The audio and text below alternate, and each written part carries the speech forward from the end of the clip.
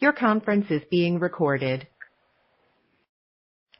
Ladies and gentlemen, good evening and welcome to the Stallion India Fluorochemicals Limited Q2 and H1 FY25-26 results conference call hosted by Ventura Securities Limited. As a reminder, all participant lines will be in listen-only mode and there will be an opportunity for you to ask questions after the presentation concludes. Should you need assistance during the conference call, please signal an operator by pressing star and then 0 on a touch-tone phone. Please note that this conference is being recorded. Before we begin, I would like to point out that this conference call may contain forward-looking statements about the company, which are based on beliefs, opinions, and expectations of the company as on date of this call. These statements do not guarantee the future performance of the company, and it may involve risks and uncertainties that are difficult to predict. I would now like to hand over the floor to Mr. Parth from Concall Partners. Thank you, and over to you, sir. Thank you, and good evening to you, ladies and gentlemen. This is Parth from Concall Partners.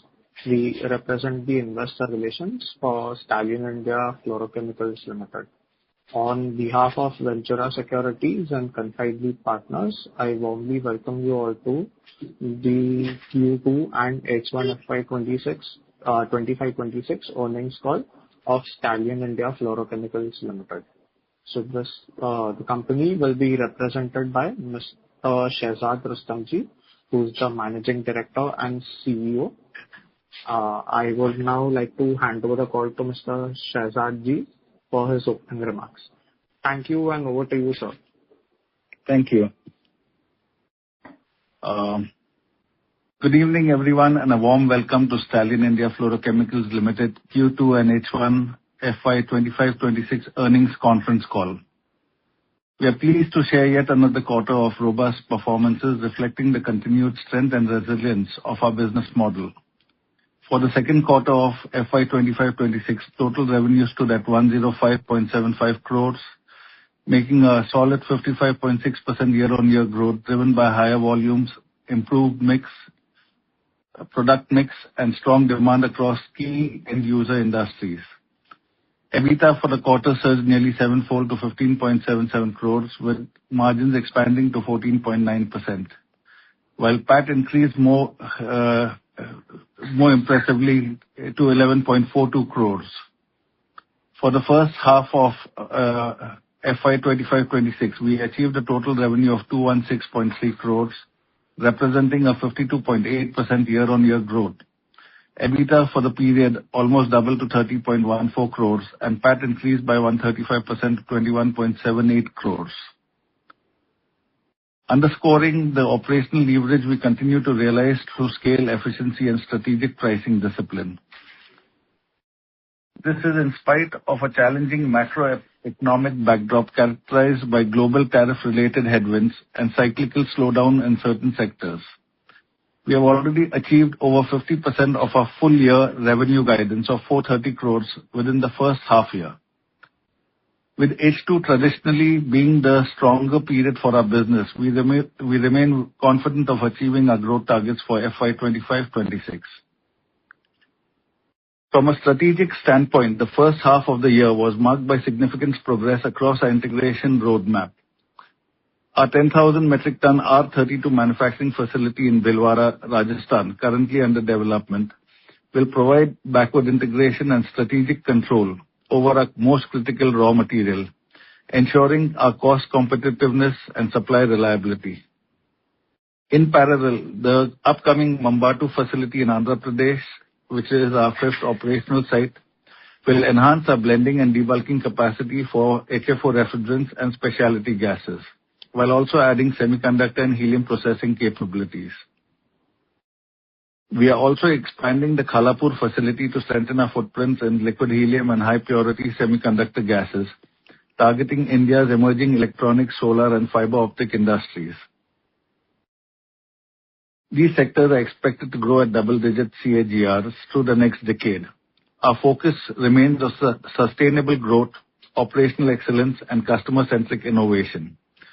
With 6 facilities, 4 operational and 2 upcoming, a robust pan-India distribution network, and expanding product portfolio spanning over 40 gases and blends, Stallion India Fluorochemicals is well positioned to capture the opportunities arising from India's industrial transformation. We continue to target a 30-35% CAGR growth over the next 3 years, supported by backward and forward integration initiatives expected to enhance operating margins by 3 to 4%. Looking ahead, we remain committed to building a fully integrated fluorochemicals enterprise, one that combines innovation, sustainability, and scale to deliver enduring value for all stakeholders. Thank you. Thank you. Ladies and gentlemen, we will now begin the question and answer session. If you have a question, please press star and 1 on a telephone keypad and wait for your turn to ask your question. If you'd like to withdraw your request, you may do so by pressing star and 1 again.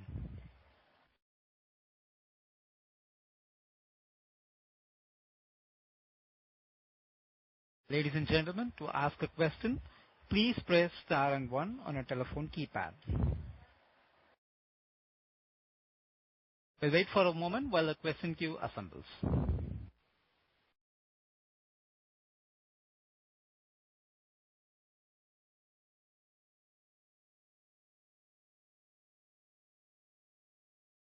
We have the first question from the line of Shreya Masalia from Ashika Groups. Hello. Am I audible? Yes. Yeah. Congratulations for the great set of numbers. So just one question. So that your major raw material is fluorospar, right? Not currently. Currently, we're not manufacturing, but onwards, when we move into manufacturing, it would be fluorospar would be one of the raw materials. Yeah. So just wanted to know, like, currently you are importing completely from China, right? We import from a mix of places. We import from Japan, we import from China, we import from Middle East also now, and we import from the US and Europe. It's a mix. We've been moving away, but to answer your question, the majority part, 80-85% of the fluorochemical industry operates from China. Okay. So directly, indirectly, you would be working with China. Yeah. So just wanted to make sure like the availability of raw material is good, right? Like there is no sanctions from the Chinese government on getting the raw material. We would be looking at, currently we don't see any issue, number one. Number two, but for the raw materials, we would be looking other than China. Okay. And also you are putting up the facility to get the raw materials. I mean to manufacture the raw materials, right? Currently, in the first phase, it would not be fully backward integrated. In the second phase, it would be fully backward integrated. So in the first phase, we would use AHF and MDC for manufacturing. Okay. In the second phase, we would move for backward integration of manufacturing AHF and MDC ourselves. Okay, got it.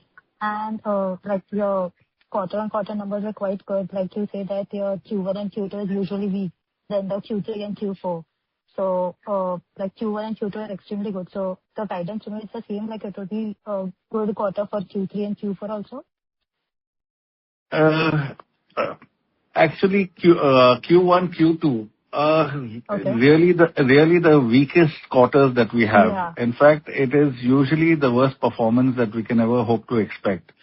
And this Q1 and especially Q2 with all this geopolitical issues like tariffs, etc., that were happening, it was really a trying test. And in this period that we managed to push the sales and reach this position, the next 2 quarters are the good quarters for us.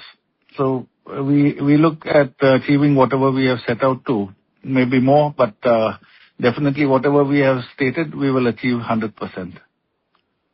Okay, but if you just give us a Shreya ma'am, I'm very sorry to interrupt you. Could you join back the queue, ma'am? Sure. Thank you. Thank you, ma'am. The next question comes from Prasad Vadnere from HDFC Securities. Congrats on a good set of numbers. So basically, I wanted to get more understanding on the refrigeration quota that the Indian government will allocate in FY27. And my second question is, sir, can we barter this quota with other entities located outside the India geography and also with the Indian geography entities? Thank you.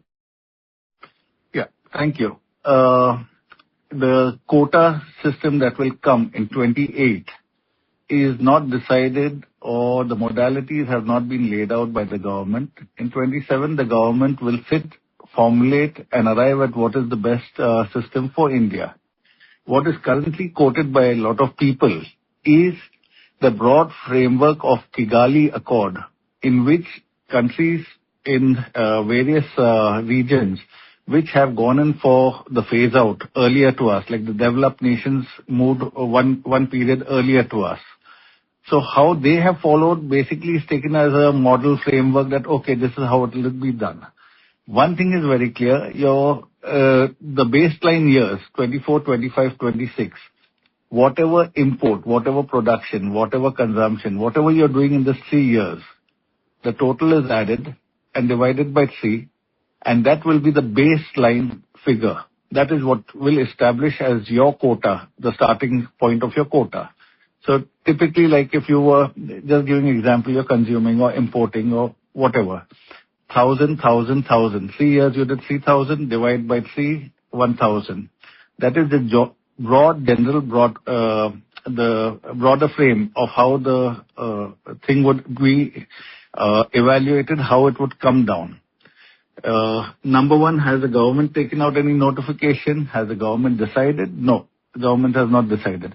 Is there any authority other than the respective authorities in the government who would be deciding this? No.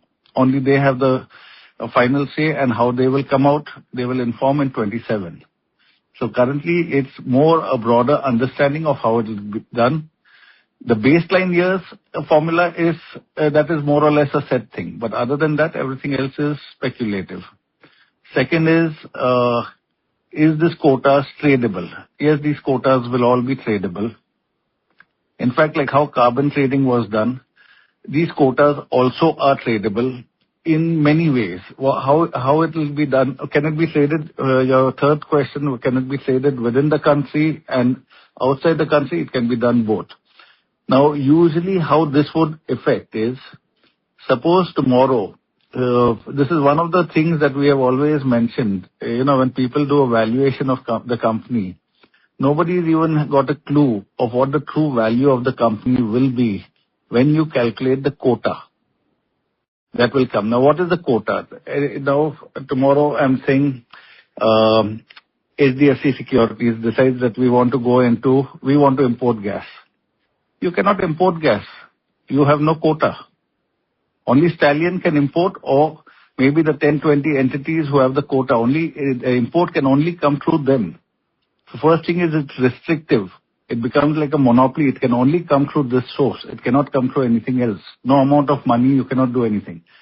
Now, you're a company that wants to grow. I'm saying you're XYZ Electronics.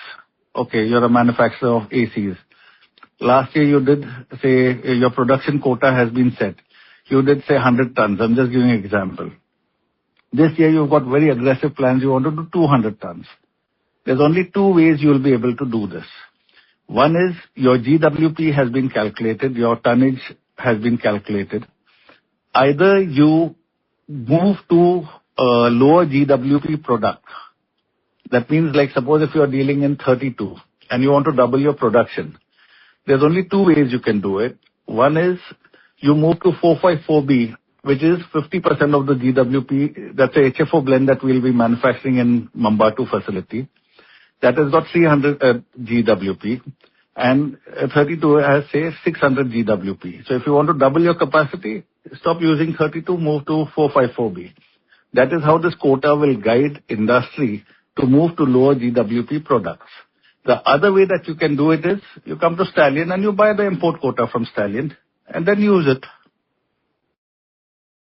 Now, Solvay, to give an example, very firm of this, Daikin is a company which has grown leaps and bounds in all the regions they've operated. They've been very aggressive in their growth plans, etc.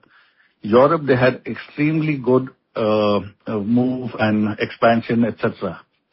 Now, the problem was they could not, Europe had a very firm quota regime in place. So the only way they could get around was they bought a company called Solvay. And Solvay had a tremendous amount of quotas available. So they bought it over, and that's how the quota operational working is done. So this is the understanding. So yes, the quota can get monetized. The quotas can be sold. There are figures that we have heard of where Chemours has sold the quota somewhere, or some other company has sold the quota somewhere, or offered the quota for sale. So it will be monetized. Tomorrow your valuation will also consider this. Thank you. Okay. Thank you, sir. The next question comes from Ranveer Singh from Nuvama Wealth. Participants are requested to restrict to 2 questions in the initial round and join back the queue for more questions. So, thank you for taking my question. So one question was related to that helium gas. What exactly we are going to do with the helium gas? Because I just see that processing plant would be there. Can you just give a little detail about that? What process actually we are going to do at this facility? Yeah. Okay. Helium, basically helium is a natural product. Nobody manufactures it. Linde does not manufacture it. Stallion does not manufacture. No company manufactures it. Helium comes out from the ground like natural gas. It comes out first, meaning it would be coming mixed with other gases, etc. So you have to refine it, like how you get crude oil, you get crude helium. You'll be refining it a bit. That is at the plant, at the well level, number one. So you'll remove the impurities, etc. The final helium basically is not a manufactured product. It does not come from a company. It does not come from a process or this. So it is a natural product that exists in the environment, on Earth. So it is from there you will be getting it from the various, like, major places are Qatar.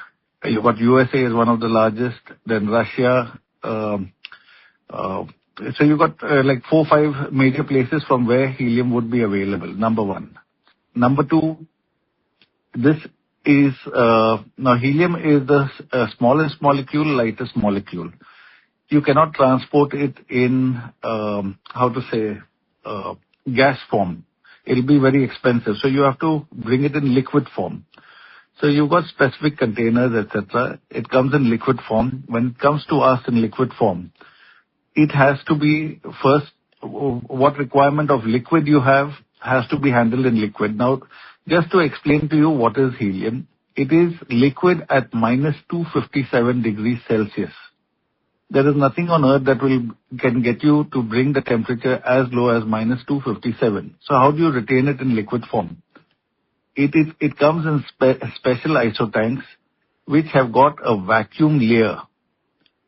Above the vacuum layer, you got a secondary layer in which liquid nitrogen is put.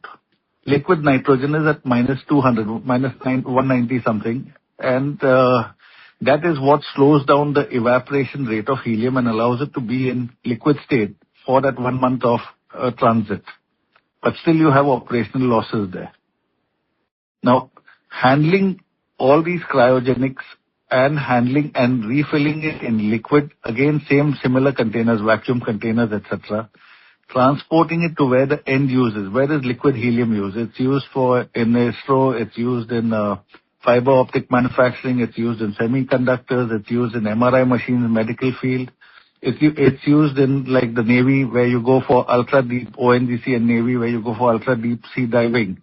So you cannot breathe normal oxygen. Your lungs will collapse. So there's a mixture of helium and oxygen. So basically it's used in a huge variety of things. Testing is one of the normal uses that people are aware of as a carrier gas.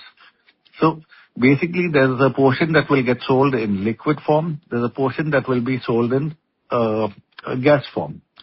Now, handling this is a very specialized thing. Like the iso tank that carries the liquid helium costs $1 million, about 10 crore rupees, just the empty iso tank.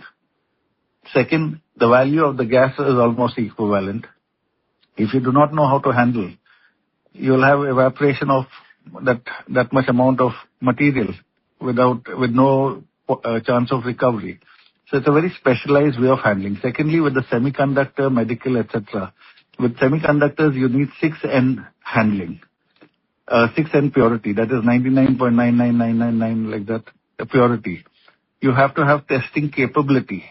You have to have the knowledge of how to maintain that purity. Meaning, if I give you that 6N purity helium, and you just fill it in any clean new cylinder, your purity will drop down to 4N, 3N. The cylinders have to be conditioned. They have to be of the ability to hold this. You have to know how to handle it, number one. Number two, more important than that is the continual repeatability of your process, where guaranteed you will be able to provide year on year, month on month, the same quality of supply. When you're supplying for semiconductors, etc., there's an approval process. So you go. So this is how helium would be handled. And the third most important thing is your capability of upgrading. Now, till now in India, it was 200 bar pressure helium that was handled. What is 200 bar? 1 bar is like 14.5 kg. So it's basically the pressure at which the helium is kept. So if in a cylinder, if you're getting like 200 bar pressure, you'll get about 7-8 cubic meters. Now the same cylinder, if you upgrade and you get a 300 bar cylinder and you get a 300 bar complete helium plant system, your same cylinder that you are supplying 7 cubic meters will now supply 12 cubic meters. So your transport cost will come down literally 50% of what it costs somebody else. This is what gives you the cutting edge. Now Stallion, we were just starting when Linde upgraded to 300 bar in India, and they are the only people with capability of 300 bar handling in India. Our entire plant has been revamped, and we will only be having 300 bar systems. So we've upgraded to the best that is available in India. Yeah, Thank you. Thanks for that detailed answer. So I believe that apart from Linde, who are the other players who are engaged in this kind of handling of helium type of gases? Linde is the largest. Second comes Global Gas. Then you have various players. All the rest are almost equal, like Iwatani, Helios, Life Air, Air Liquide. You got about 5-6 players, all approximately in the same category. The two largest ones are Global Gas and Linde. Okay, thanks. And another question, if I can. This was the same question I was discussing. Anyway, you can proceed. I'll be in queue.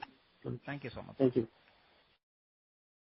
Participants are kindly requested to restrict with 2 questions in the initial round and join back the queue for more questions. The next question comes from Nitesh Dhoot from Anand Rathi Institutional Equities. Hi, sir. Thank you so much for the opportunity. My question is again on the HFC. If we see, the observation period is 2024 to 26, and we've already crossed the midpoint of that period. So far we haven't manufactured refrigerants, and by the time our plant commissions, we'll be at the fag end of the observation period. So how would we get the production baseline is what I'm trying to understand for HFCs. One is having production during the baseline period. There are alternate method. There are other ways also in which you can do. Like one, we have said the quotas are tradable. Number two, more than tradable, there are processes in which you would be able to get the quota. Number one, now, the government has not laid down its policy of how it's going to grant what it's going to be doing. So whatever anyone speaks today is speculative. Second, you have companies like Tanfac, which have specifically got the EC clearance done. They don't have a plant. So how is it that they would be going ahead with getting the quota? Obviously, there are processes, there are ways of going about. We would not like to discuss it on an open forum. All right. Okay. The thing is that, incumbents also have a 65% HCFC baseline advantage. So we don't even have that. So, I was just trying to understand that, how would we be operating at maybe, suboptimal levels later. But again, maybe, I can take it offline with you on this. Like I said, this is something we would not speak. Meaning, this is what you call the what you call the knowledge and the experience of knowing how to maneuver in this and how to be able to come out and get what we require. If we had to sit and outline it in public, I left 10 other people in line starting to do what we are doing.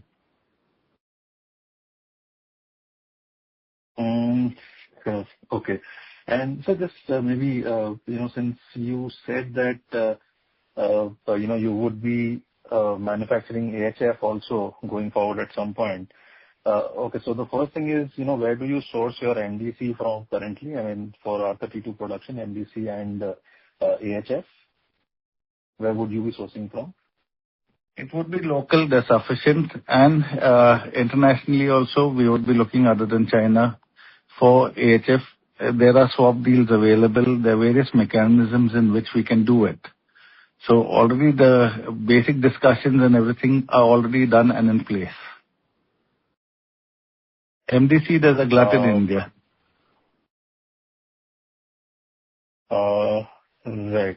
And any color on the, on the AHF manufacturing, or would it be too premature right now? Maybe? No, our original plan. See, this is not the first time Stallion has wanted to set this up. Meaning, if you're thinking that after this, Stallion had immediately in 22, Stallion had started the work. In 23, we had already got the whole quotation. We were to set up a 15,000 ton AHF plant. MDC would have been in the second stage.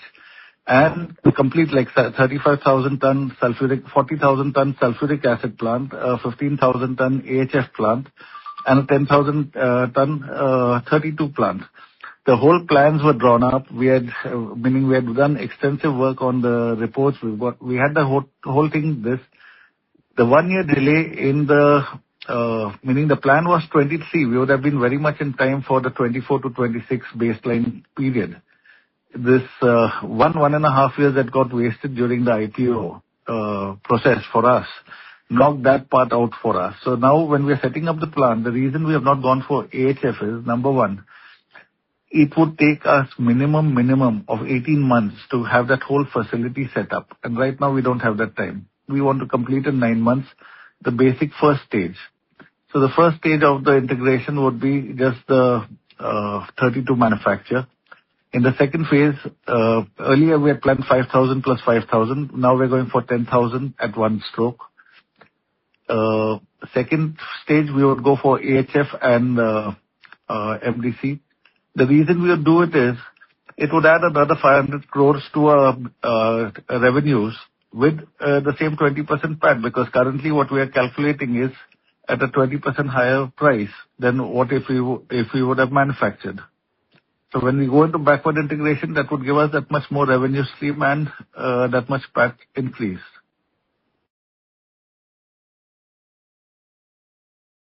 Right.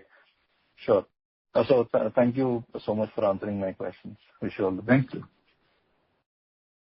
Thank you. The next question comes from Yogesh Soni from NJ Wealth. Good evening, sir. Good evening. Congratulations for a very good set of numbers. And sir, my question is that why are you so confident into entering the semiconductor gases and other electronic related gases in your product lines and value chains? Can you explain it further? And how the backward integration will help you to manufacture this high, as you told in your earlier conference call, that they are high margin products, semiconductor gases and all. So how the backward integration will going to help you? That's my question. Okay. Actually, I always get into trouble answering this kind of question because what happens is we end up revealing much more. And what sounds like forward statements or like, projecting very big growth ahead, what we have planned. So we usually try to suppress or speak little on the forward plans. We don't like to speak too much without achieving each milestone. Now, I'll just give you a brief. We have been 35 years in this industry. 35 years has given us enough experience, enough knowledge, enough understanding, global reach of how to do, what to do, how to grow. We approach the capital markets because now from the level that we were to grow above, you need money. So that is why we approached and we became listed and public limited to start achieving the growth. Now it is not that, for the investor group or for the people who are there on this call, it should not appear that suddenly, Stallion says they'll do this, then they'll run and do this, and they'll do this also, and they'll do that also. It is 35 years in the business, 35 years of knowledge, 35 years of wanting to grow in each field. So in each field, we have reached the optimum level, where now if you want to go ahead, you have to now scale up. So yes, 32, our whole understanding and want to grow is the next generation HFOs. We will be setting up in future. When I say future, I'm not speaking very far, 28, we would move into HFO manufacturing. Number one. Number two, why have we done 32? In HFO blends, major component requirement is R32. R32 will also be around in the Indian industry for the next 20 years. So if you do not have a critical raw material like R32, you will not be a very strong or big player moving ahead. You will be knocked out of HFO blends, you will be knocked out of 32 business itself. So it is critical that you have control over what is, so our first step would be R32. Second, you will say, why do we want to go into backward integration of AHF and this? AHF movement is restrictive. AHF players, though there is a glut, by next year there will be a glut in the industry for AHF. It doesn't matter. We can manufacture what we require, plus we can manufacture about 2,000-3,000 tons of electronic grade AHF required in the semiconductor industry. So it gives us control over the basic raw material. Once which you qualify, you're a player in the semiconductor side. 2,000-3,000 tons is not a small quantity of that grade. Third, MDC. Currently MDC 2:1 ratio, we require MDC. But MDC is the basic raw material to make CTC, and CTC is the raw material to make HFOs. So today for 32 also, tomorrow for HFOs also. If we go, so it's not that we are running around that today we'll put up a 32 plant, tomorrow we'll put up a AHF plant. These are all interconnected. If you understand the industry, you understand the business, you'll understand that once you have the complete backward integration portfolio in your hand, you become a very strong integrated player. Our peer industries, our peer companies that are there are beautifully integrated. They're very, very strong companies. They're very beautifully integrated backward, meaning that is what they're. And we would want to be like that. We would like to have the control of the raw materials in our own hand. One, going forward, answering your semiconductor, the next phase of development after the 32 plant, before we put up the backward integration, etc., there are 1 or 2 molecules that we have. Those will not be very big plants, but they'll be like 2,000-3,000 ton plants, which will open up the rest of the fluorine, chain of fluorine molecules for us, which will be the major semiconductor gases that would be required. It would allow us the entire fluorine specialities. Once we do that, once you're manufacturing and you're able to bring it up to semiconductor grade, then starts your approval process, which is like a 2-year process. After the 2 years from government? From the semiconductor users like Tata's or whoever the companies are coming. So you cannot just walk in and sell to a semiconductor manufacturer that, yeah, I've got this gas, it's cheap. Suppose Linde is selling at 2,000 and I can sell it at 400. Tata will not buy at 400. There's a process. You have to get approved. So you have to go through that whole 2-3 year process of approvals, of verification, of your reliability, etc. Then it's not just Tata. Basically, they would have a tie-up global. So the global partner has to approve you. So there's a validation process that is there. So not many companies have the stomach for this long gestation validation period. But those who go through with it, you reap the benefit. There is no competition for you. The price set is like 100-200% markups. So you will see the benefit of that gestation period, etc. in this. Now, why is it that we are interested in semiconductor gases? Our Prime Minister has led India down the path of semiconductor self-reliance. If you realize semiconductor itself can double our GDP if it's done in the manner that is envisaged. Now, that is a huge number, and whichever players are associated with it will see the maximum growth. It's also a very profitable segment. Third, most important, all products have a cyclical nature, like helium. Today, helium is, say, at 1,200 rupees. 3 years ago, the same helium was at 4,800 rupees. So you'll say, what has gone wrong? Globally, there's still a shortage of helium. Overall, when you see the plus minus, helium will fall. As we continue growing, helium will always remain in short supply. But the periods of gluts, the periods of cyclical downturns. So what happens is, if you have variety of industry that you're dealing with in the same fluorochemical range, when one product is down in a cyclical downturn, the other product will be in a cyclical upturn. That will balance out and give you a very constant, steady growth. Okay, got your point, sir. Thank you.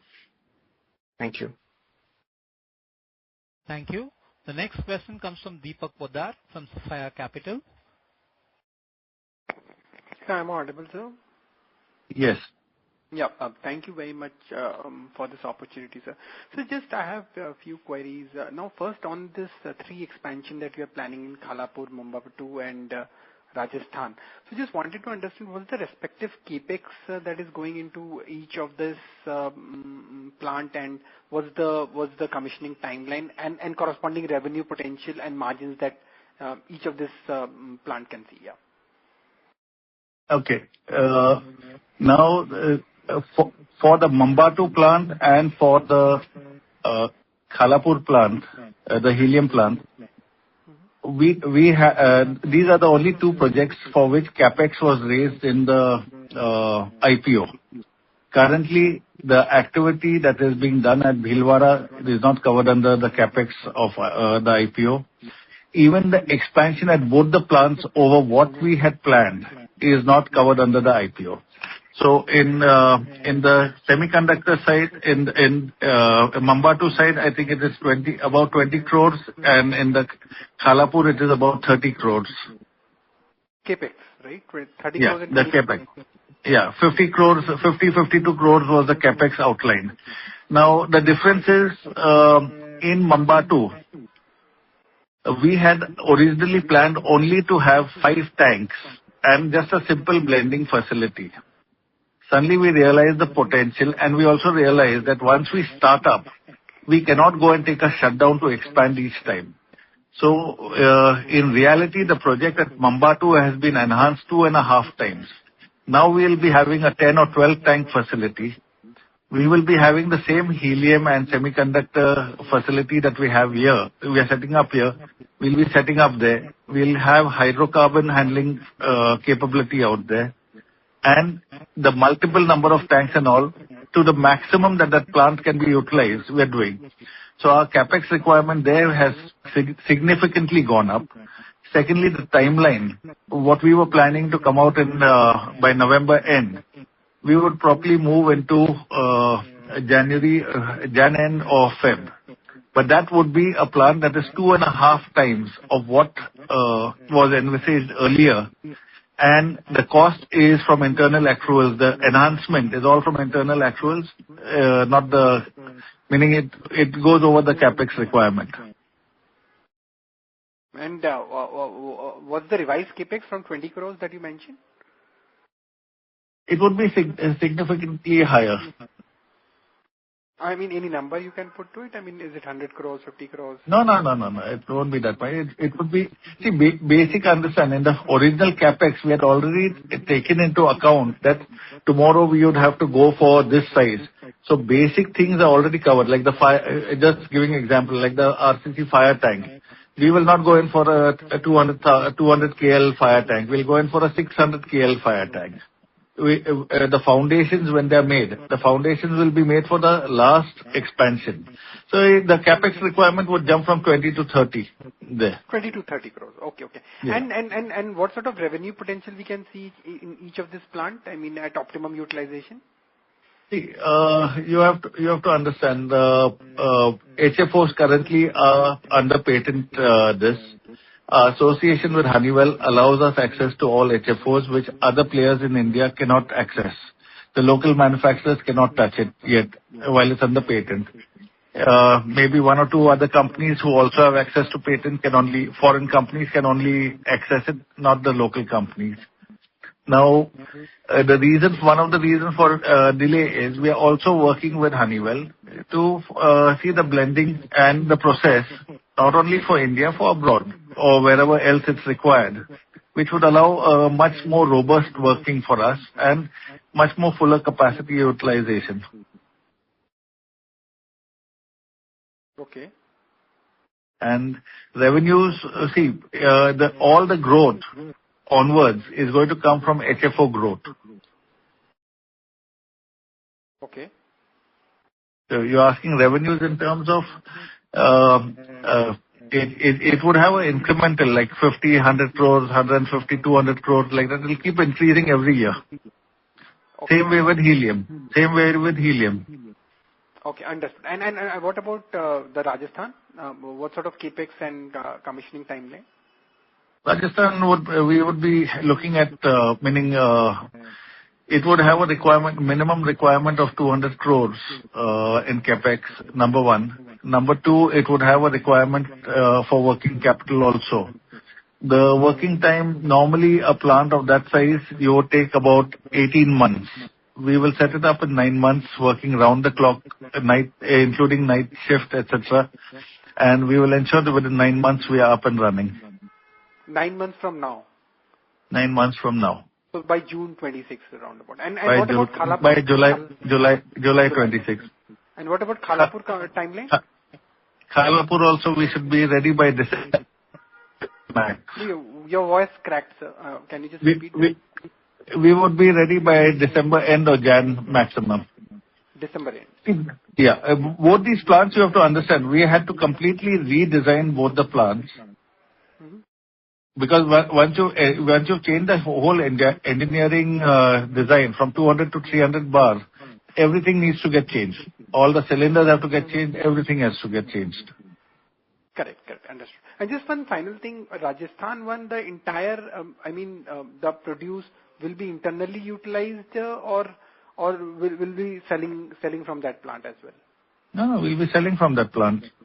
So what can be the revenue potential there in the Rajasthan plant? At the minimal, at the worst case figure is 500 crores, and a sensible figure year on year by 28, it should be 700 crores. 500 to 700 crores, and that can see a PAT margin of 20%? Very sorry to interrupt you. 24%. 24%. Okay. Thank you very much. That's it from my side.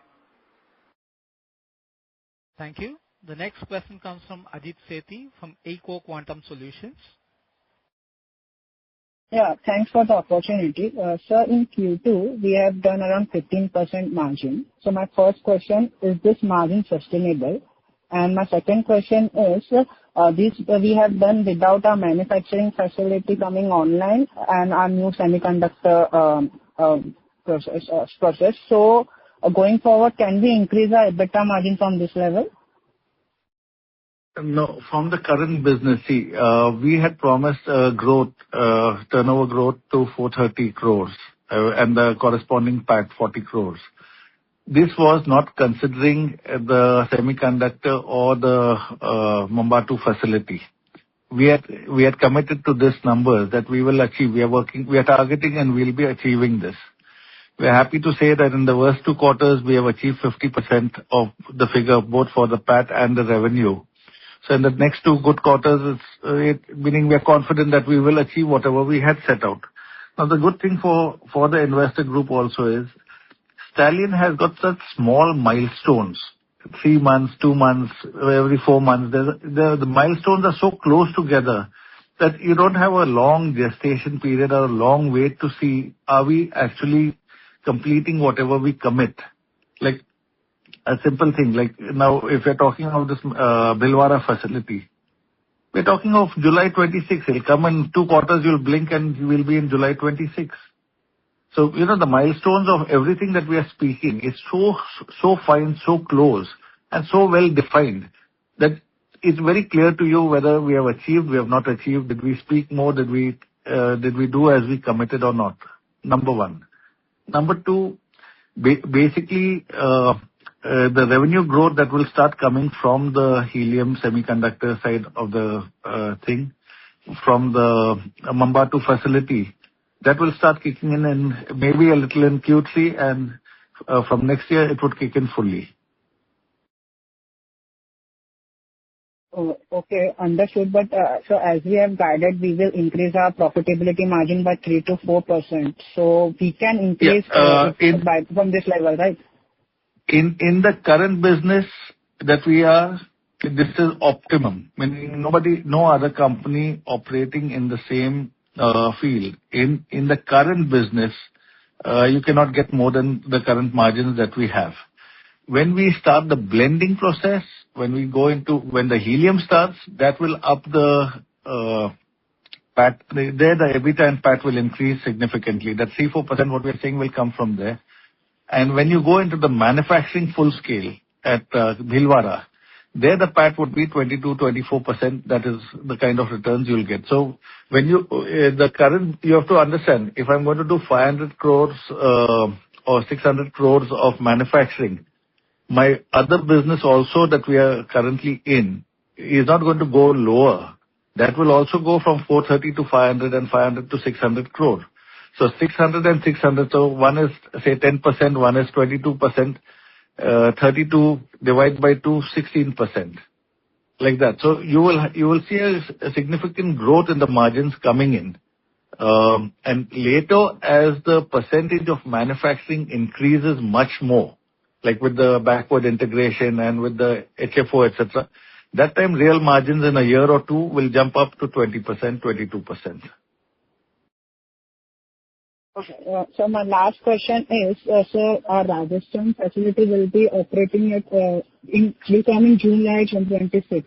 So in the first year, at what utilization we are expecting to operate? We would hope to have 50% utilization. Okay, so thank you.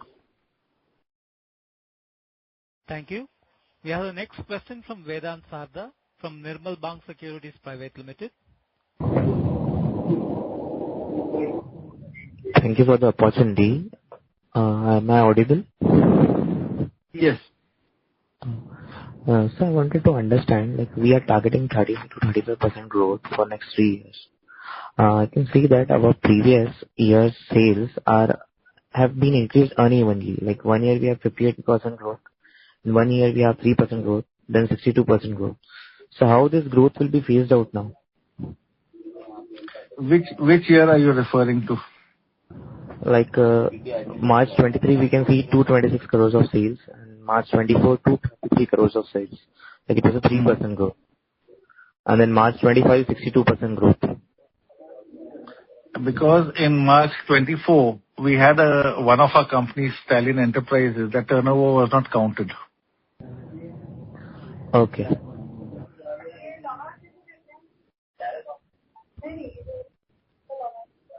It got taken over in a slump sale, but the turnover was not counted. The 6-month turnover was not counted. That gap between that 62%, that jump what you're saying, 62% was very high. That one was 3%, one was 62%. It was not 3%. It would have been like 30% and then another 30% like that. But that turnover was not allowed to be counted. Okay, so we will be seeing 30 to 35% compounded growth, not extraordinary impacts. No, let me put it this way. I don't think many companies have that kind of growth rate. So it is not an industry standard that 30% will grow. 30% is a very aggressive, very strong target that we have put on ourselves, and we hope to achieve and grow it, meaning through expansion, through backward integrations, through everything. So the plan is to ensure that we maintain the 30% growth. But if you're asking whether it's an industry standard or every other company can do it, no, we don't think that is the case. No, my question was like we would be growing like 30%, like 25% growth, then 30%, or like it would be 10% in 1 year and 40% in second year. No, it won't be. It's like this. You got to understand all products are cyclical in nature. There is a cycle, the up cycle, down cycle for all industry. It's not that it's a constant, number one. Number two, there are other issues like right now you're in the quota period. Okay, there are many factors that will play up at this period. Third, you have geopolitics playing out like the restriction on the US imports, the tariffs that have started coming about. All these things will have a major impact. So it's not necessary that every year you'll have a constant 30% growth. Okay, the last question, like you told, like you are from 35 years in this business, and now you are entering in this manufacturing phase. So what have encouraged you now to enter into this manufacturing of all chemicals and gases? We always wanted to enter. It's not today. When I started this company first time, 91. In 94, my first OEM customers was Tata, and the first question they asked, what do you see yourself 10 years down the line? So we said we want to get into the manufacture of these gases. So from day one, we have had a single goal. We have not had any change in our direction. To move to manufacturing, you first need to come to a sort of a stable size. You have to come to, you have to have some level of some scale after which you can move into manufacturing. So till you don't achieve those economies of scale, you won't be able to go into manufacturing. So when we achieve that, because of COVID, we are off by about 4-5 years. Otherwise, we would have hoped to have got into manufacturing by 21, 22 at the latest. Okay. Thank you so much, sir, for answering the question. Thank you. We have the next question from Jay Mehta from Helios. Hello. Hello. Congratulations, sir, on a very good set of numbers you posted recently. I had two questions. Firstly, what's the progress on the capex of the currently two plants going live, one in Andhra and one in Maharashtra, and also about the Rajasthan plant, also to do.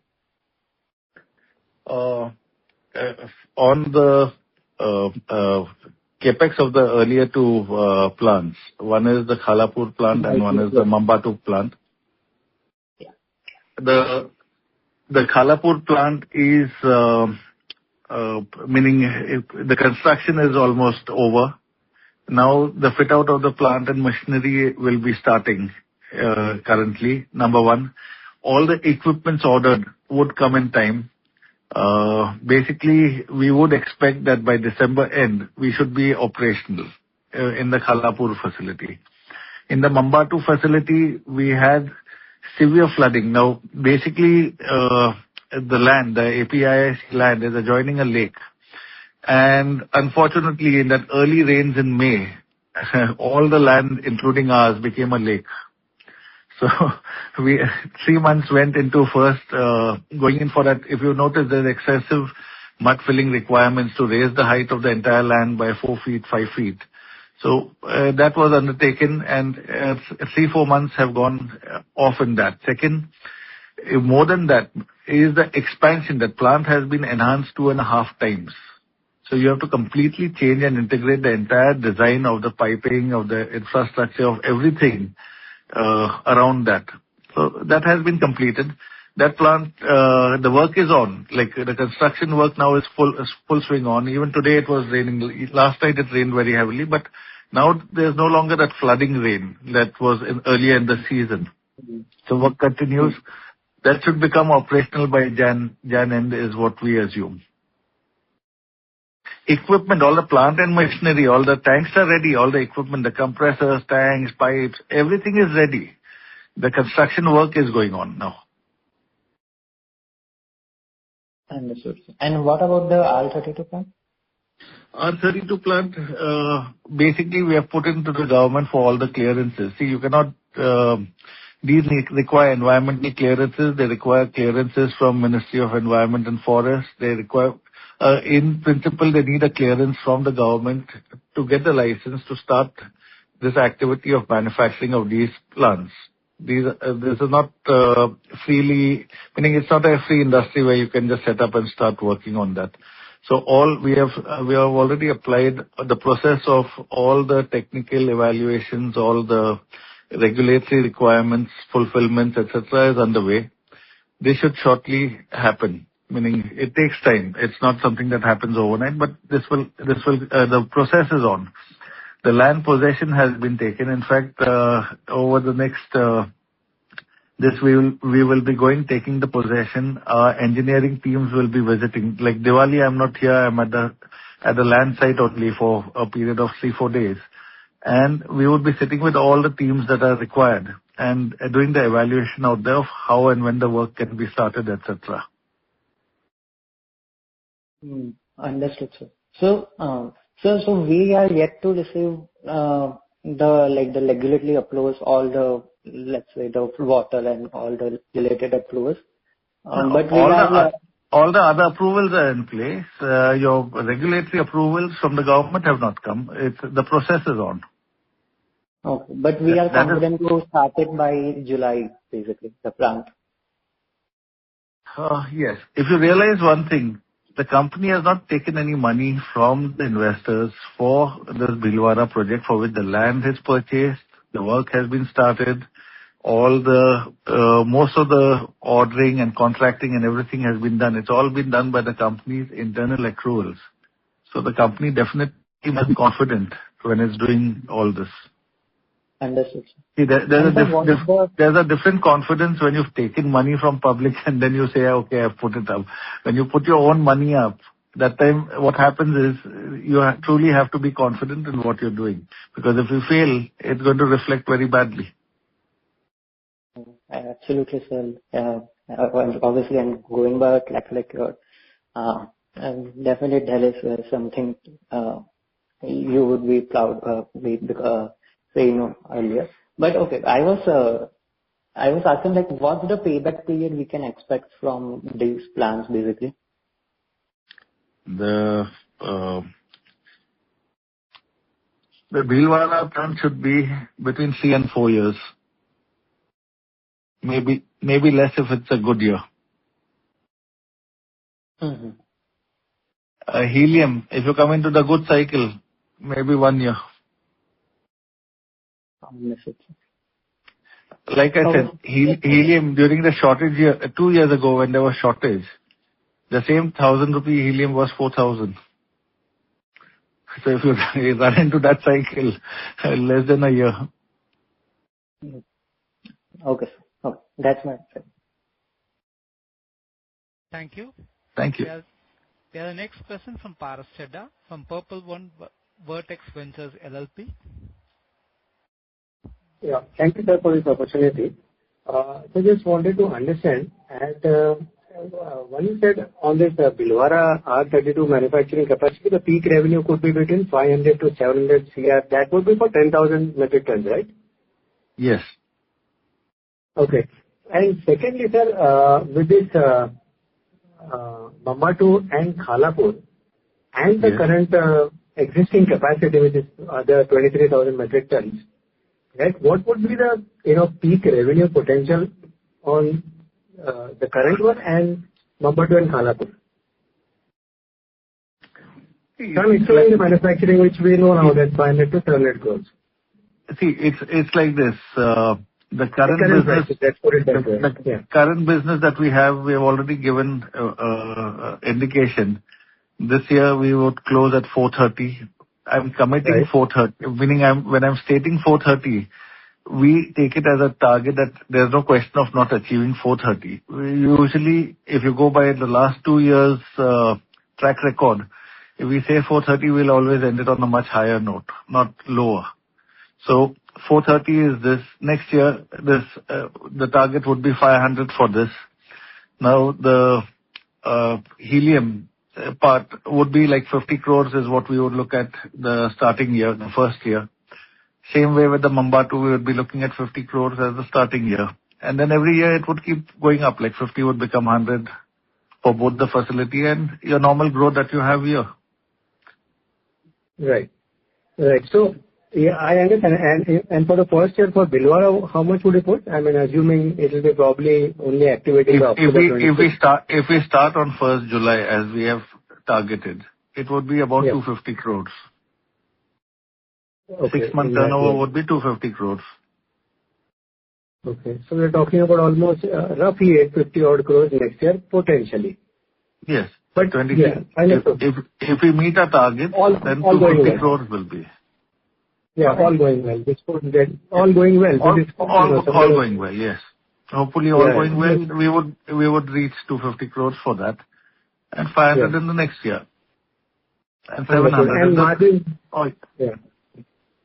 And margins would be broadly similar, about 15% odd levels, because that would be about 22%, 22 to 24%. The margins would significantly increase with more backward integration. Yeah, okay, with the manufacturing also coming in. Yeah, but 22% would be there. Fair enough. So just to stress this further, so I understand for FY27, I've understood some sort of an indication for now. But I mean, just to stress that, just if we continue with these capacities that are coming up and the current capacity, and of course you've indicated for Bhilwara. So I just want to understand at peak, how much can you expect and extract out of these? And beyond which you'll have to just expand, and undertake further capex. See, Bhilwara 10,000 tons would remain 10,000 tons. You cannot produce 10,100 kilos because you've got a quota. Second, your plant capacity is 10,000 tons. You cannot produce more than that. So there's no debottlenecking or anything. Now, technically, every 5 years or 3 years, as the government, whatever they set, you will be reducing 15% of your capacity onwards to final phase out. Now, what happens is the price in January, why did suddenly all the shares of the local manufacturers go up? Why was there so much of excitement and everything? The 15% cut came and the price of the gases increased by 25 to 40%. That is what will happen every 3 or 5 years whenever the cut comes. So your realization will go much more. Your turnover will come down. But basically what we expect that the current pricing of 32 would not remain at this level. It would go up. Every year it would go up significantly. Okay, so that's on blending. Which not blending. I'm speaking of 32 on its own. Manufacturing. Yeah, on 32. Like say 32, I'll just give an example. It was 2 years ago, it was $2.2. It was $1.9 actually. Then it went up to 2.2. Then it went up to 2.7. Then it remained stagnant at 4.7. Then it moved up to 5.5. Now today it's $7.5. In 3 years, this is the flow. Right. So why do you feel? Industry, just this import quota bill that you mentioned on R32, just, how does it, I mean, It's not just R32, all HFCs. Okay. So the imports also will be cut and the consumption and the utilization will be cut by 15% every year. Yes. Not every year. every 5 years or so, or 3 years or 5 years, it depends. Like I said, currently you see what everyone is talking, what I'm also speaking to you is the broader mandate of the Kigali Accord, which has been signed by the country, and how the other country groupings that have initiated earlier to us, how they have proceeded. We are basically seeing that and saying that this is how it will be done. Please understand, there is no government notification that says this is what will be done. There's no government official communication that says that this is what Government of India will follow. Everyone, including me, is seeing our knowledge. Okay, we are seeing how other countries have done. We know how the Kigali Accord has been outlined. So everyone's, determining based on the broader outlines. And okay, there are certain fundamentals that nobody can change. Even the country cannot change. It's set. But within that, how they frame it, that is the government's prerogative. Meaning, me opening my mouth and saying I would be speaking more than I'm, have authority to speak about. Right. And just, Mr. Chadha, I'm very sorry to interrupt you. Could you join back the queue, please? Okay. Thank you, sir. We have a follow-up question from Yogesh Soni from NJ Wealth. Yeah, sir, my question is that do you, after manufacturing, as you said earlier, after manufacturing semiconductor gases and specialty gases, do you think you can patent get patented your gases, specialty gases and all, if possible, for your specialty gases, you can patent them or not? So that you can, you can maintain your margins or you can maintain your uniqueness in that particular sector. Okay, let me put it this way. I would not like to mislead by saying that we can patent. Yes, if we do something different. See, the way everyone would answer this kind of question would be to leave it in your mind that yes, we can do something and this will set us apart, etc. In reality, how can you patent? I'm just giving an example, like helium. It's a natural product. Nobody can patent it. Now, I'm saying the products like HFC, like R32. It's come out of patent. Everyone is manufacturing. How will you patent? Okay, I'll patent that I have done this something special in my process. Does not give you control over the product. Meaning, I can make a patent on a different part or a way that we have done, but that does not give me any value or any this. It may be used for me to try to impress that yes, we have more control and this will have great income, etc. But it would be a false statement. All the products we are talking about are free of patent. There is nothing that you can actually patent. You may be able to patent some process or some change that you're doing, meaning somebody used a steel glass, you're using aluminum glass. You can patent that I have used aluminum glass. But will it give you any safety, give you any advantage? Will it give you anything? No, it won't give you anything. So I would not like to mislead and say that any of the products can be patented or anything. They're all free of patent. HFOs, the patents lie with Honeywell and one or two other companies. You cannot get the patent. The patent lies with them. The patents will expire in a couple of years. Then it'll be free for everyone to use. What will set us apart? You set up, this is a very small, growing field, which is in infancy. This is actually like baby steps the industry is taking towards the semiconductor gases and HFOs, etc. These will grow exponentially. So today, Stallion sets up, see, there are two ways of handling semiconductor gas. Abroad, maybe to China, or I go to a company like Iwatani or Matheson or like, Linde or Air Liquide, who is already in the semiconductor field. I say, okay, I will be, we'll work together, we'll explore the Indian market. They say, okay, we'll jointly work with you. So now I bring their fill cylinders and their approval process, and then I become like a trader. One is that route. One is you initiate it that way, but then you go into the backward integration and start manufacturing the very same products. And you go through the 2-year rigorous approval process in the semiconductor field with the main players. Once you are approved, that will set you apart. Then if you are charging 2,000 and someone comes and offers 400, nobody can buy from that guy. They have to buy from you. So that is the key advantage where we would play and grow. But you cannot patent. Okay. How are you seeing the solar cells, gases for electronics and solar cells?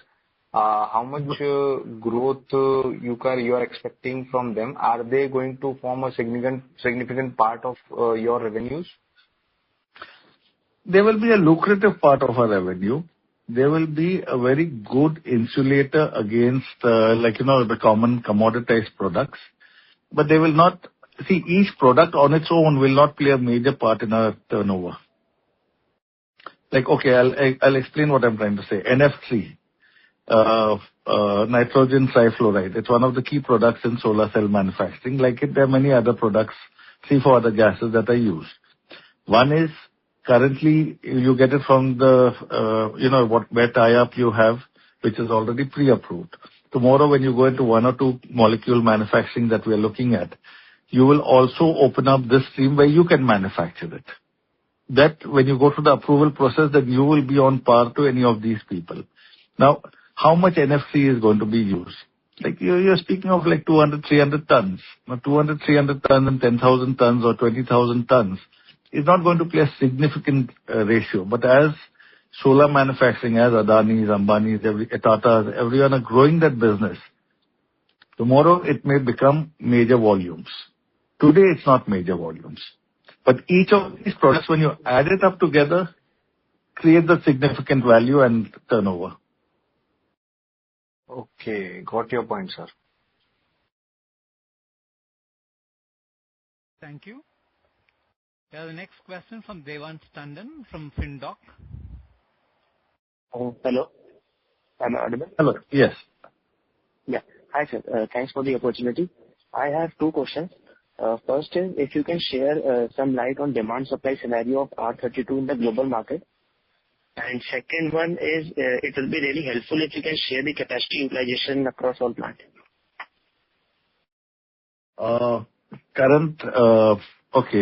First thing is I'll go on the capacity utilization. Current plants that we have are not manufacturing plants, so capacity utilization, meaning during the IPO, basically SEBI and the merchant banker said we want the capacity utilization. What is not a manufacturing plant, it's illogical to speak on capacity. There's no capacity. So it's okay, I'll explain what I'm trying to say. Now I've got a godown. Okay, it's like say 1,000 square foot godown. What is your capacity of this godown? Okay, every day I can unload 1,000 cylinders in it, I'll upload 1,000 cylinders. So is my capacity 3 lakh cylinders? I think it's an illogical sort of a way in a non-manufacturing setup. You cannot speak on capacity. So what started off as a wrong thing, which we could not change because once it was put up in the DRHP, we could not say anything on that. So we continued. But technically, in a non-manufacturing activity, you cannot speak on capacity. Yes, capacity handling, like our debulking facilities, when we say it's 11,000 tons, that what is that capacity we are talking? That is a peak handling capacity if I work fully. Now, you will say your utilization is not even 50% or 40%. You have to understand that in the fluorine industry, in the refrigerant side, only 4 months, your requirement is like 150% of your capacity. 2 months, you will be at 80% of your capacity. And remaining 6 months, you will be at 20% of your capacity. So as a result, you will never have more than 50% utilization. 50% is also a very high number. You will never have more than 40% capacity utilization. Now, I would like to ask you one thing. If we had to set up a plant, will you take 100% of your 20%, the 6 months where 20% sale is there, or will you take off the 4 months where 150% requirement is there? Because at that time, if you're not able to meet the market demand, you won't even get 20%. You'll get something like 4% in the off season. So your plant capacity, when you're in the nature of the cyclical business, will always be underutilized. Now, this significantly changes when you move into like a manufacturing of a molecule like R32. Here, it is the same principle applies, but here what happens is your capacity actually means capacity. Like when I say 10,000 tons, that means I can only make 10,000 tons. I cannot make 11,000 tons. Second thing is, here the capacity utilization talk comes into very serious focus because your plant capex, your plant running cost, your plant everything depends on how much of this 10,000 tons you manage to produce and sell. Now in a 10,000 ton plant, if I sell 5,000 tons, I'll go into loss. You have to sell 10,000 tons to be highly profitable. You will have a break even of like 60%, 70% manufacturing. So their capacity utilizations come in, but not in the current mode that we are in. Capacity utilization means nothing. Understood, sir. And the second one is regarding the demand and supply scenario of R32 in the global market. R32 in India, current requirement in India is anywhere, meaning the figures are not absolutely perfect. The requirement is anywhere between 16 to 18,000 metric tons. The manufacturing capacities in India are much in excess of this. It's like 30 to 40,000 tons after our plant also comes up. So, majorly, your profitable segment is not sale in India, it is exports. Secondly, the air conditioning refrigeration industry has, if you go by the last 7 years and the next 7-year forecast, has got a 15 to 20% growth year on year. So the capacities will quickly reach up to peak maximum. Secondly, all the next generation gases, the HFO blends, are all 60% to 50% R32. Now it's not just the HFO blends used in India, but globally as the HFO blend use grows, the requirement for 32 would go up. Third is China's capacity reductions will happen one phase earlier to India's. So you'll keep on having a capacity cut there. So combined with the captive use in making blends, in the use for exports as blends and direct as 32, and the growth in India, I think we would be having, in couple of years, whatever seems as excess capacity would even out. The demand supply scenario, what you're asking, currently, technically, let's put it this way, China is the driver of the pricing. And today China is just increasing the pricing year on year because they want to move faster to HFOs. So the price just keeps moving up. Now China is like Saudi Arabia with oil. If China decides that I want to reduce the price, the whole world's price will come down. 85% global, 85-90% capacity is with them. So if they open the tap and say, I want $4, tomorrow the price is $4. If they keep saying, I want $8, the price will go up to $8. Okay. Thank you, sir. Thank you. We have the next question from Prasad Vadnere from HDFC Securities. Hi. So, understanding correct that we are for 10,000 metric ton capacity, only 5,000 will be without AHF, and next leg of 5,000 will be including the AHF, right? Sorry, the voice was jarring, I didn't hear. You're asking that for manufacturing R32, what is the ratio of AHF and MDC? Is that the question? Hello? Yeah, I mean, in current capex, hello, am I audible too? Yeah, audible. Hello? Hello? So, in current, hello? So, yes, I'm asking about sensor. Yeah, you're asking same. So MDC and AHF is used in 2:1 ratio. Okay. The next question comes from Rahul Shah from Crown Capital. Please go ahead. Hi, good evening, sir. Can you hear me? Yes, good evening. Yes, hi. So one clarification with regards to one of the previous answers you gave.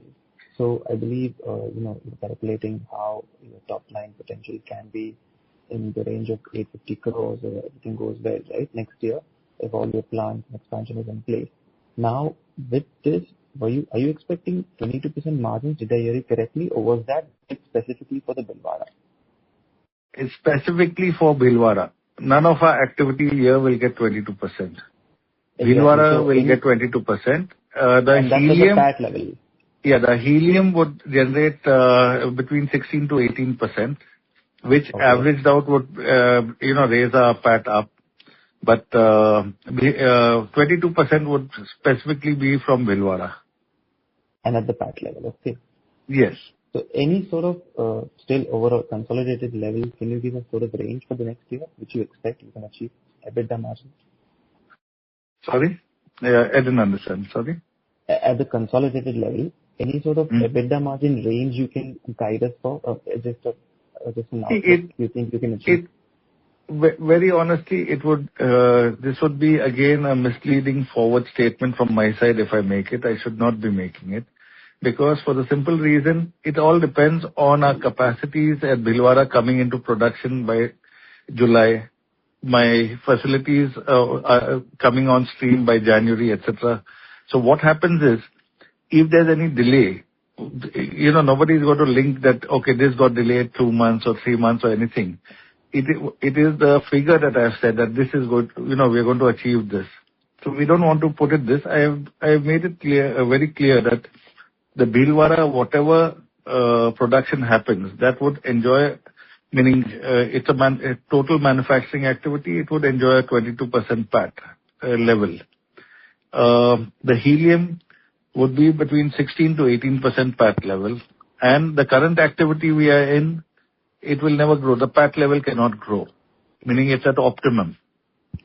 Yes, in a cyclical year, where the upturn in the pricing, etc. is there, in that 1 year you might see a spike to 13%, but otherwise you're at optimum levels. Perfect, sir. Got it. Thank you so much. All the best. Thank you. The next question comes from Prerak Gandhi from Vriksha Capital Research. Hello, sir. Good evening, and thank you for taking all the questions. Am I audible? Yes, sir. Yeah. So, sir, with respect to the Mumbai 2 facility, I just wanted to ask that what will be the target customer base? Do we target the domestic, manufacturers, or are we inclined towards the exports? No, currently we are looking 100% towards domestic customers. Now, most of the, the auto segment would move towards the HFOs in 2 years' time. Most of the chillers using 134A would move to blends like HFO blends like 513A, etc. Most of the air conditioning usage would move towards 454B, which is also a HFO blend. Now, the growth in the market is going to be significant for the HFOs, HFO blends, because from this year onwards, the growth of HFOs will be like a constant graph up, and HFCs will be on a constant graph down. So, export once if you're working like we partner Honeywell in this, in the sense we are like the local partner or distributor in India. So what happens is when patents lie with them, they don't lie with us. So how to put it? If we are manufacturing and we are qualified, then it's not necessary that the product is only used in India. If it's required outside, there also it can be done. It can be exported. And technically, when we have control over R32 from our Bhilwara facility, we would be as competitive as anyone else in the world. All right. Perfect. Thank you so much, and all the best. Thank you. The next question comes from Jai Prakash Kumhar from Cormont Capital. Hello. Yeah, hi. So my question is that previously you mentioned that you were not expanding because you needed money and you needed certain size, right? But Then later you mentioned that one of the plant you are putting on your own internal money, and that's where you are serious about that. So if you can just explain it a little bit further, it will be helpful. Maybe I was not clear because maybe I've not been able to make myself clear in that. What I said was that from the day we started work in this business, we were very clear that we are not into trading. Our ultimate goal is to move into manufacturing. So from the day one, we had a target set on manufacturing, never on trading. Now, if you want to start manufacturing, you have to have sufficient economies of scale or size where you yourself have so much of requirement that it makes sense to backward integrate and manufacture it. Meaning, if you're not selling 5,000-10,000 tons, you cannot go think of putting up a 5,000 ton plant or a 10,000 ton plant. So you need to be in that scale of operations. You need to be having that many plants that can handle that volumes, etc. So number one, till 2020 we were working towards that. Now onwards, when you want to scale up from the current operations that we were to manufacturing plants, you need 200-300 crore capex requirements and higher. Like when you go into the AHF, etc., backward integration, you'll require something like 450-500 crores. When you go into the HFOs, you need 500-700 crores. So basically, that kind of requirements, meaning in-house we did not have. The company is not sufficiently capitalized to do that kind of capex spend. So that was the reason we moved to being a publicly listed company. So when we require to raise the funds for that growth, it's available. That was my point. I understood that part, sir. But just that another point you made is basically you used your own internal money for certain plant, right? So that's where I got a little bit confused. Like you were able to put certain internal money. Yeah, if now the company is showing 40 crore PAT and 20 crore PAT, so the money is there now with the company. So everything, why do we have to run to the market and ask? So smaller requirements like now the Bhilwara, the land that we have gone ahead, we have purchased. The basic work, the basic contracting that we needed to do to start moving the processes on. We have already invested in that. We have not come to the market for that. Now for the Mumbai 2 facility, we saw the advantage of scaling up and completing the entire last stage of that plant completely. So we went ahead with that and we've moved ahead and enhanced that project. Both the projects we enhanced, we didn't come back to the public. Where we require funding, we'll come to the market. Where we don't require funding, why should we come back? Got it, sir. Okay. Thank you. Thank you. The next question comes from Ashish Soni from Family Office.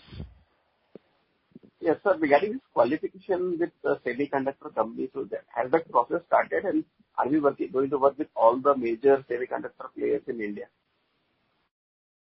Once the facilities are up, only after that we can go for. See, first thing is when you go for any semiconductor manufacturer or any, that level of companies, qualifications, you need 3 criteria. First, do you have the testing capability? Now, just to give you an example, semiconductor grade 6 and quality, 99.99999, that kind of quality testing. There are no labs in India that are qualified.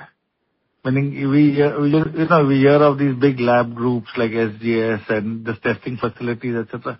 Nobody has the capability to test this kind of testing because normal usage you don't require it. So why will you buy a testing equipment of 2 crores and 3 crores and 1.5 crore when regularly you don't require to test that? So first thing is you have to have the in-house capability to firstly test it. So you will be setting up. Then second thing is that your testing is genuine and reliable. You have to get NABL accreditation. So our lab will be NABL accredited. Then you have to have the standards, etc., that you will have to import from abroad, and it's not available in India. So you'll have to bring those semiconductor grade samples standards and set up the lab. So that's the first part. Second part is the capability of the plant to handle that level of purity. Third, your understanding and your capability to have the cylinders or whatever requires that to hold that kind of purity. And fourth, is the raw material yours? Is it coming? Now, helium is our raw material as much as it is Lindia or anyone. So there it would go as our product. We would qualify it for semiconductor grade. Now, I'm just giving an example like silane or NF3 or any other gas that's required. We don't manufacture that. So you have to buy a qualified supplier's product and then qualify it further in your handling process, documentation process, testing process of what you're going to give ahead. Now, you would only do that if you have plans onwards of making that product, because the real money in that would be once you manufacture, you have qualified your own product and in-house you have production of that product. That's where the real money would be. And regarding this HFO blends you spoke about, right, it's across the industries, and you said you are like Bhilwara some quota limit. Can that be enhanced for you, or do you have to work with government?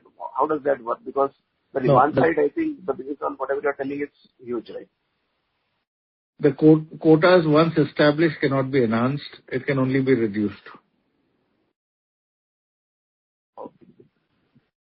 That is why it is important. That is why it is important for Stallion to have taken this move. That if we want to be serious players in the market, we need to be there. We need to have production. We need to have the quota.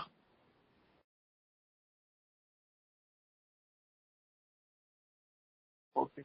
But who will cater to all this demand? Will it again be import, or do you think other companies can also come into this space because the demand seems to be huge based on whatever? I explained to you how the quota would work. Suppose today you are doing R32. R32 is 600 GWP, 650 GWP. Okay, now I am a manufacturer. I am making ACs. I need to enhance. My business has grown. So I need to grow 100%. So that means I will now need 1200 GWP. But government says, no, you got only 600 GWP, you cannot enhance anything. So I've got two choices. I move to HFOs or HFO blends. HFOs would be like 150 GWP.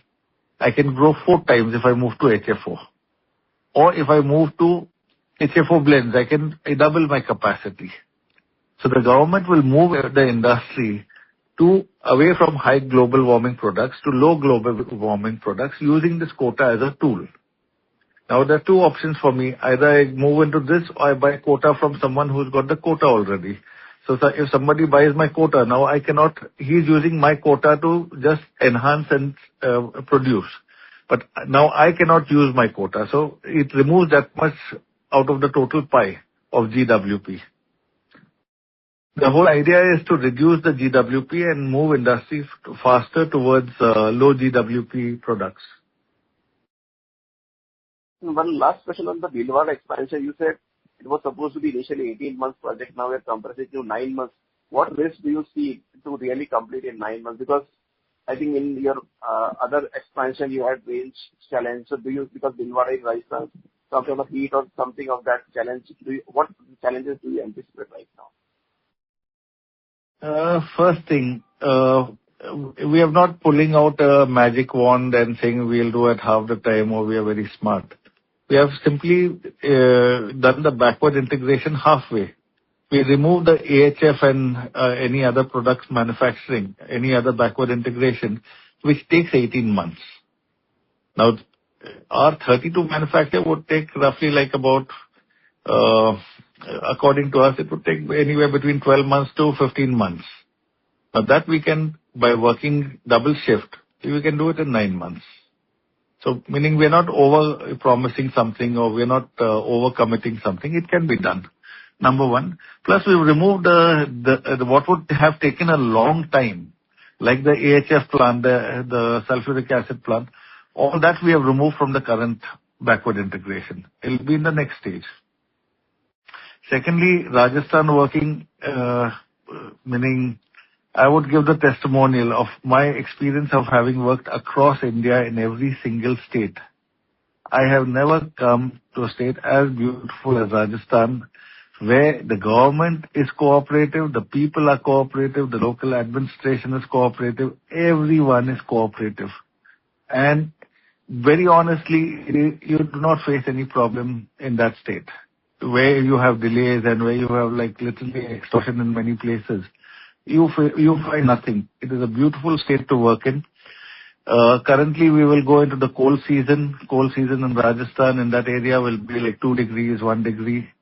It's a beautiful time to work. Yes, it'll hamper the work a little. Your productivity may not be full swing, but it's a beautiful time to be in that state at that time. In summer, everyone thinks Rajasthan is like, desert or anything. I've seen more greenery in Bhilwara and that area, and I've seen more rains there than I've seen in many places.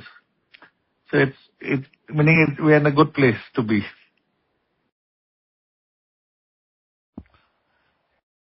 Thank you, sir. There are no further questions. Now I hand over the floor to Mr. Shahzad Rustamji for closing comments. I would take this opportunity to thank all of you all. Basically, it has been your confidence and your support which has allowed us to reach here and also to look ahead, to grow where we want to reach. We've given a clear indication of what our targets internally we have set for up to 2030. We are working relentlessly to achieve that, reach that in time, and to reach it sustainably. We are not interested in any turnovers or anything which will give us a high in 1 month, 1 year, and then drop out or move. That is why you don't see very high spikes or very high turnover growth or anything. Only what is sustainable long term is what we are focusing on. Also, what is sustainable in terms of maximizing the return on investment, maximizing the returns for our investors and for us, is what we are touching. So it's in a very sustained way that we are, in a very focused way that we are working. It's a very focused vision and drive where we are working towards. And by 2030, we would achieve mostly everything we have set out to do. Reasons are we've got very small, like I said, we've got very small milestones. The difference between Stallion and another company is, usually when you come for a project, the company will say, okay, give us the money, we require 2 years to set up, 3 years to set up, we'll need 1 year to stabilize, and after that the returns will start flowing. So, your milestone is like 3-4 years away. Now, everything that we talk, my milestones are like 2 months away, 3 months away, 6 months away. So every month, every 2 months, as we cross each milestone, it builds more confidence in the investor community. It gives more confidence that yes, the company will achieve where we are setting out to reach. And we look at it as excellent check and balance because it keeps us also on our toes. So I would take this opportunity to thank all of you all for the support and being part of the journey with us. Thank you. Thank you, sir. Ladies and gentlemen, this concludes your conference for today. Thank you for your participation and for using Doosabas conference call service. You may disconnect your lines now. Thank you and have a pleasant evening.